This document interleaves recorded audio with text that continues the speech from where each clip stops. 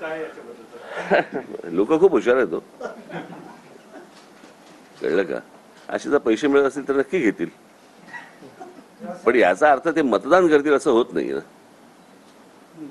मला अजूनही आठवतंय की त्या कोणीतरी मला सांगितलेलं, मी प्रत्यक्ष काय ते चित्र पाहिलेलं नाहीये, पण कोल्हापूरमध्ये म्हणे दरवाजावरती पिशवी लावली जाते आणि जेवढे मतदार असतात तेवढे पैसे ठेवले जातात. तर तिकडे 3-4 पिशव्या लागलेल्या असतात उमेदवारांच्या. आता कसं कळणार कोणी कोणाला मतदान केलं? तर त्याच्यामुळे महाराष्ट्रात बालिकांवर अत्याचारचे प्रकार वाढलेले त्या संदर्भात मला हा विषय बोलायचाच होता. मला समजलं नाही. आता ती बदलापूरची जी घटना आहे, आमच्या पक्षातल्या महिला सेनेने ती घटना बाहेर उघड केली आणि बाहेर आली, पण ती एक घटना आपल्याकडे झाल्यानंतर त्याच्यानंतर फटाक्याची माळ कशी काय लागते हे मला अजूनपर्यंत कळलेलं नाही. आणि खरं बघायला गेलं तर तुमच्यासाठीची ही रोजची बातमी असायला पाहिजे. म्हणून मी आता एक काही आकडेवारी आणली, वाचून दाखवू?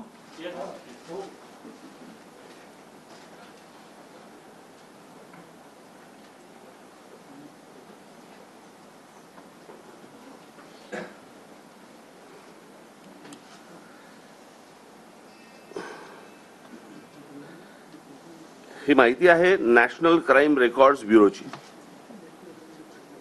ओके, गेल्या काही वर्षात शासनाने अनेक योजनांच्या घोषणा करूनही त्यासाठी कोट्यवधी रुपये खर्च करूनही महिलांवरच्या अत्याचारामध्ये सातत्याने वाढ होते आहे.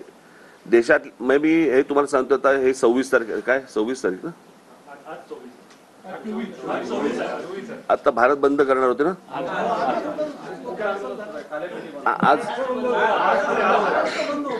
आज हा महाराष्ट्र बंद केले होतं. तर ज्यांनी हाक दिली ना त्यांच्यासाठी पण आहे आणि अत्याचारांसाठी पण आहे.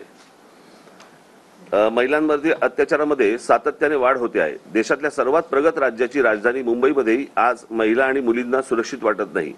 आकडेवारी इतकी वाढते आहे की आपल्या राज्याची तुलना ही सतत उत्तर प्रदेश आणि बिहारशी केली जात आहे.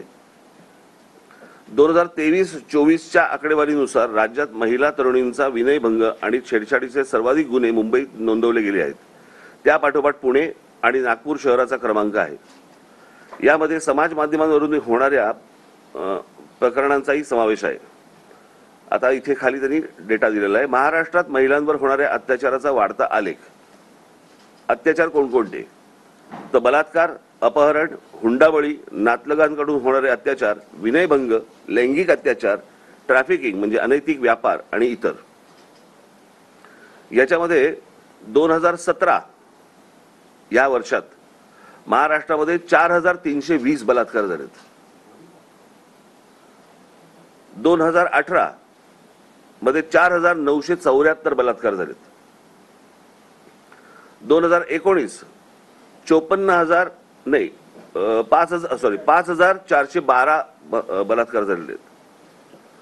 2020 हे कधी लागलं आपल्याकडे लॉकडाऊन? मार्च 20, 2020.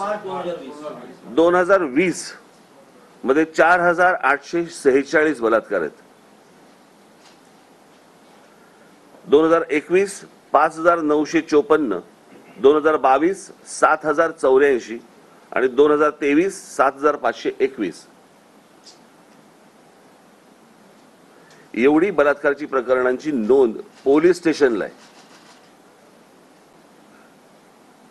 एक खालची आकडेवारी तुम्हाला पाहिजे असेल मी तुम्हाला देतो मी सगळ्यांना, तुम्ही द्या पुढे.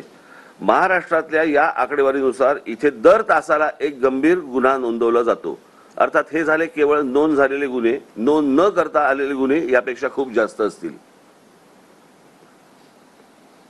नॅशनल क्राईम रेकॉर्डच्या ब्युरोच्या नुसार 2022च्या नुसार आकडेवारीनुसार महाराष्ट्रात उत्तर प्रदेशच्या खालोखाल महिलांवरील अत्याचाराची प्रकरणे समोर आली आहेत. महाराष्ट्रात 2019 ते 2021 या कालावधीत 18 वर्षे आणि त्याहून अधिक वयाच्या महिला बेपत्ता झाल्याची 1,0842 प्रकरणे आहेत. शहाजी जगताप यांनी ही जनहित याचिका मुंबई हायकोर्टात दाखल केली होती. या याचिकेच्या सुनावणी दरम्यान ही आकडेवारी समोर आली. बीड आणि सांगली, आता गंमत बघा, बीड आणि सांगली येथील महिला ऊसतोड कामगारांच्या नकळत गर्भाशये काढली जायची अनेक प्रकरणे समोर आली आहेत. कामामध्ये सुट्ट्या पडू नयेत म्हणून त्यांच्या आरोग्याशी असा खेळ सुरू आहे या 2 जिल्ह्यांमध्ये.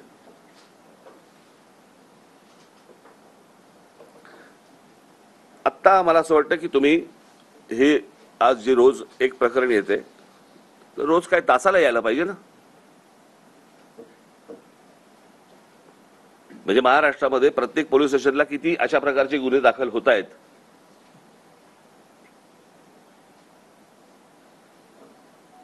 आणि मला फक्त एवढंच म्हणायचंय की जे इतके दिवस दाखवले जात नव्हते, हे आता एक बदलापूरचं प्रकरण आलं, अत्यंत दुर्दैवी, या ठेचलेच पाहिजे लोकांना. आणि ह्याचं कारण आपल्याकडे अजून कठोर शासन किंवा कठोर कायदा या बाबतीत होत नाही म्हणून. मग आता साधी